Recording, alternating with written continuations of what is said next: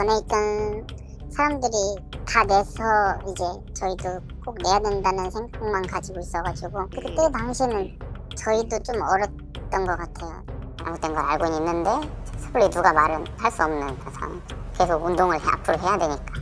그냥 교수 말은 법이었어. 법이죠. 아무도 달려들 수 있는 사람이 없었어요. 안 낸다? 얘는 그럼 아무리 운동 잘해도 그냥 팽 당하는 거죠. 그걸 안 내는 순간 자기 목숨은 끝인데.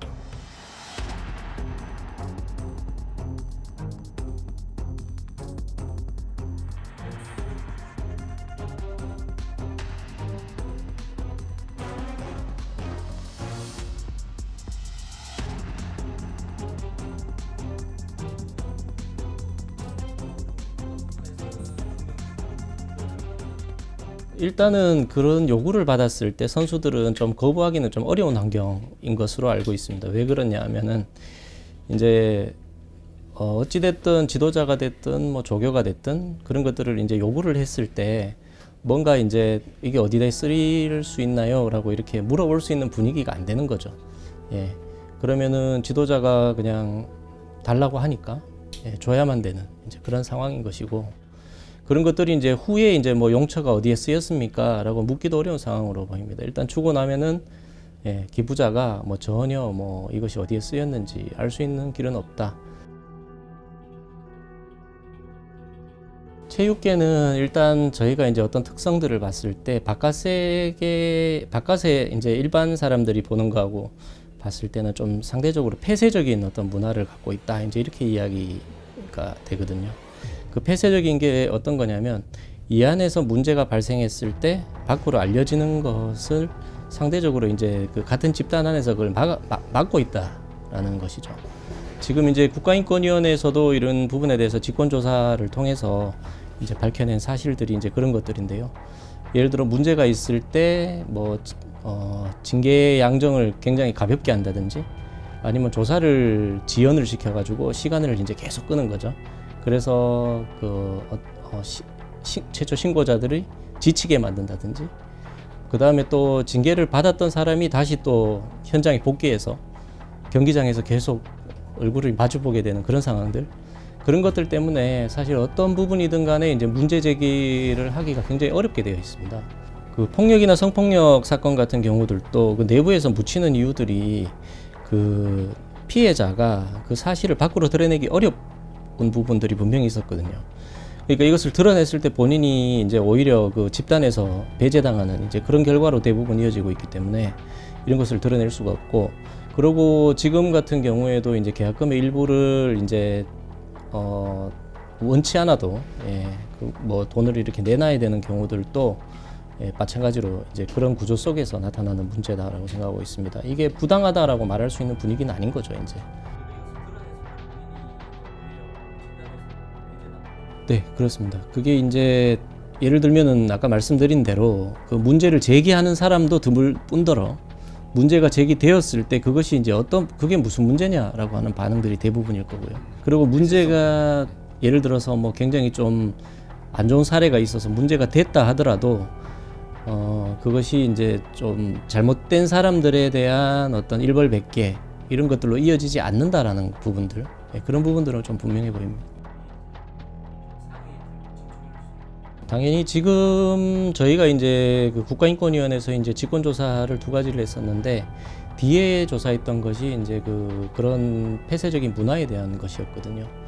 실제로 서열화가 되어 있고 체육집단은 그 서열화 속에서 이제 이것을 벗어나는 행위를 하는 것에 대해서는 이제 팀워크를 해치는 행위로 인식을 하고 있습니다.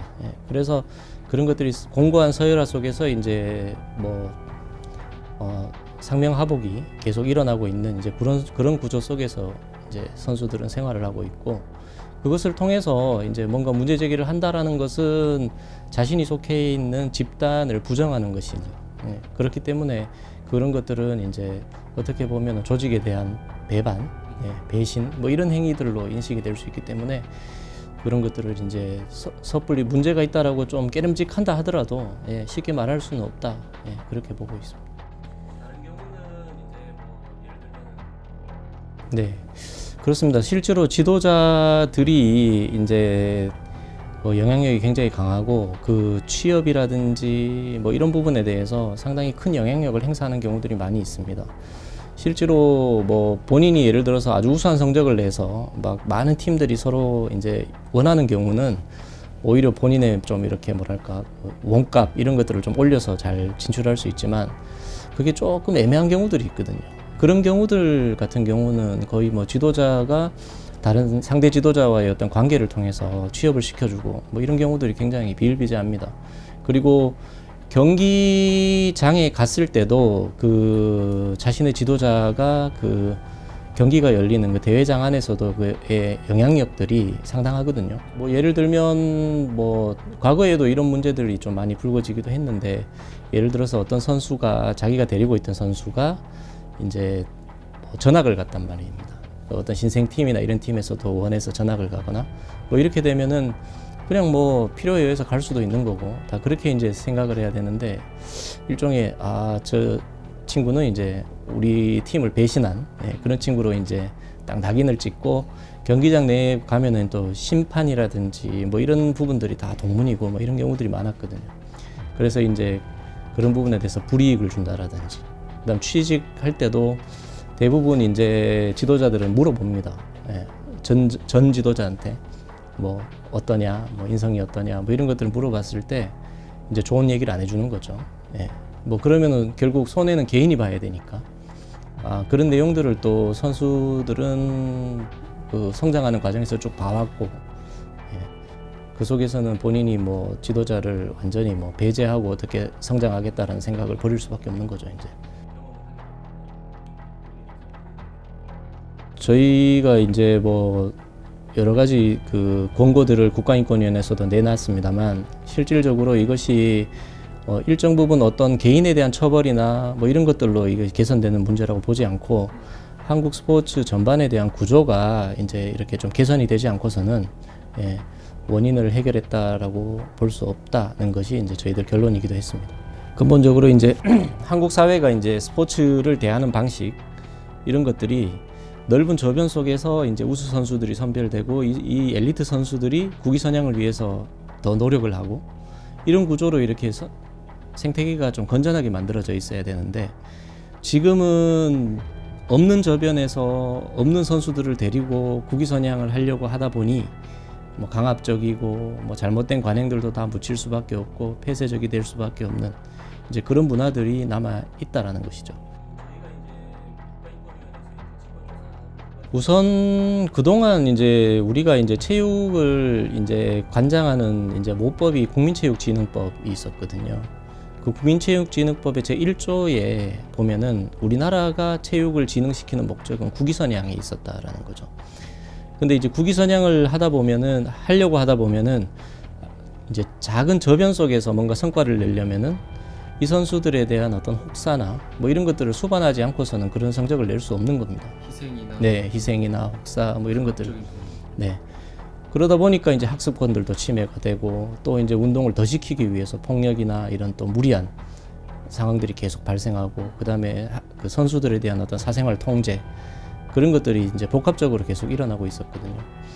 근데 최근에 이제 철인 3종 경기에 참가하던 이제 선수의 그 안타까운 사건 이후에 국민체육진흥법이 이제 그 목적이 개정이 됐고 그래서 이제 우리가 모든 사람들이 이제 더 많은 사람들이 참가하는 그런 스포츠로 이제 나가야 된다라는 것이 일단 정부 정책의 어떤 방향이다라고 볼 수 있습니다.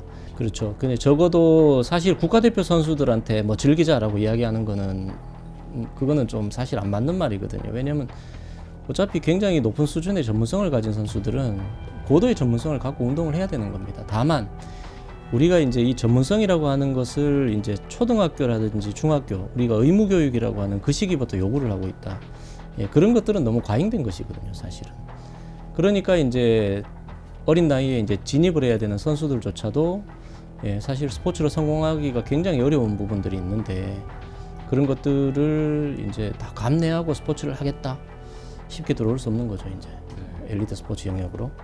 그래서 그 유니세프나 이제 이런 기관들에서는 이제 그 아동이 스포츠를 어떻게 접해야 되는 것인지에 대한 지침들을 내려놓고 있는데요. 거기에도 스포츠가 나중에 이제 쉽게 말하면은 평생이 밥벌이가 되기가 어렵고 그 위험성이 상당히 크고 그런 부분들이 있다라는 거, 그다음 승리가 전부가 아니다라는 것을 어린 시절부터 가르쳐 줘야 된다라고 하는 것들이 지침으로 다 나와 있습니다. 예. 그런데 이제 한국에서는 진입과 동시에 이제 그런 것들을 요구를 하니까 저변이 넓어지기 어려운 그런 구조로 가고 있다. 그렇게 보입니다. 우리나라처럼 이렇게 이제 너무 엘리트에만 집중되는 그런 스포츠를 하고 있는 나라들은 상당히 드물고 오히려 많은 큰 저변 속에서 선별해서 더 좋은 선수들을 찾아내는 방식 그런 것들이 더 건강한 것이기 때문에 국가인권위원회의 권고도 이제 그런 방향에서 인식 전환이라든지 패러다임의 전환이라든지 이런 것들이 필요하다.